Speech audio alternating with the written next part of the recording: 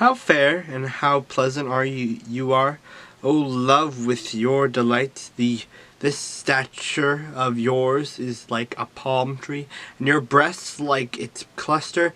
I said, I will go up to the palm tree. I will have hold of its branches. Let now your breasts be like clusters of the vine, and the fragrance of your breath like apples, and the roof of your mouth like the best wine, the Shulamite. The wine goes down smoothly for my beloved, moving gently the lips of sleepers.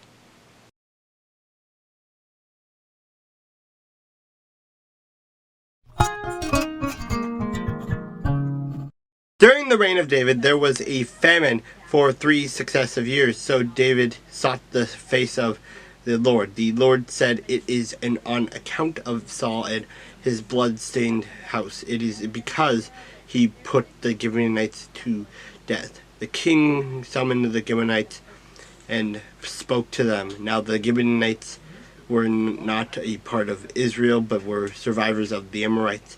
The Israelites had sworn to spare them, but Saul in his zeal for Israel and Judah had tried to annihilate them.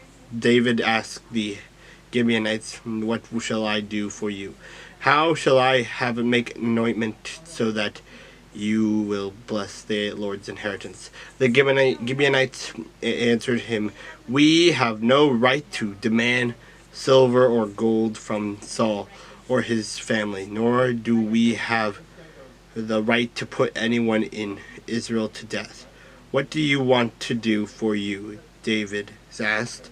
They answered the king, "As for the men who destroyed us and plotted against us, so that we have been decimated and have no place anywhere in Israel, let 7 of his male descendants be given to us to be killed, and their bodies exposed before the Lord at Gibeah of Saul, the Lord's chosen one." So the king said, "I will give them to you."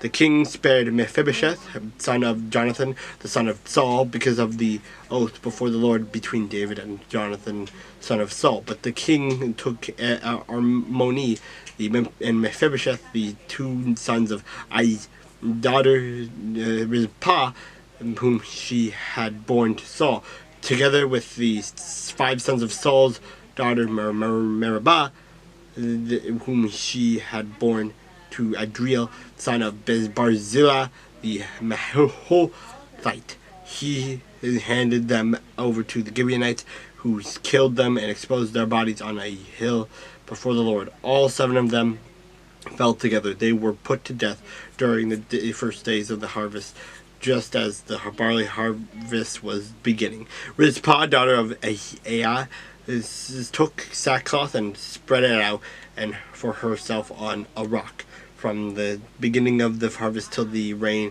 poured down from the heavens on the bodies. She did not let these birds touch them by day or the wild animals by night. Then David was told by his daughter Rizpah, Saul's concubine, had done.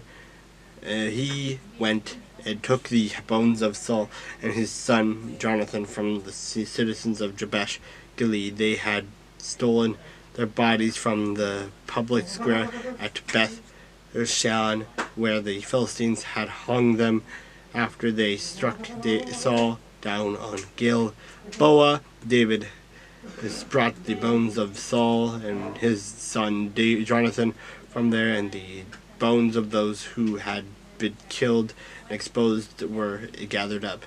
They buried the bones of Saul and his son Jonathan in the tomb of Saul's father Kish at Zillah in Benjamin, and did everything the king commanded. After that, God answered prayer in behalf of the land. Once again, there was a battle between the Philistines and Israel.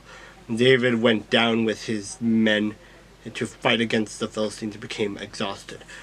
And Ishbi ben Benob, one of the descendants of Rapha, whose bronze spearhead weighed 300 shekels, and who was armed with a new sword, and who would kill David. But Abishai, son of Zeruiah, came to David's rescue. He struck the Philistine down and killed him. Then David's men swore to him, saying, "Never again will you go out with us to battle, so that the Lamb of Israel will be extinguished." In the course of time, there was another battle with the Philistines at Gob. At that time, Shebekah the Shuhite killed Saph, one of the descendants of Rapha. In another battle with the Philistines at Gob, Elhanan, the son of Jair, the Bethlehemite, killed the brother of Goliath the Gittite, who had a spear with a shaft like a weaver's rod. In still another battle, which took place at Gath, where there was a huge man with 6 fingers on each hand and 6 toes on each foot, 24 in all. He also was the descendant from Rapha. When he taunted Israel, Jonathan, son of Shimeah, David's brother, killed him. These 4 were descendants of Rapha in Gath, and they fell at the hands of David and his men.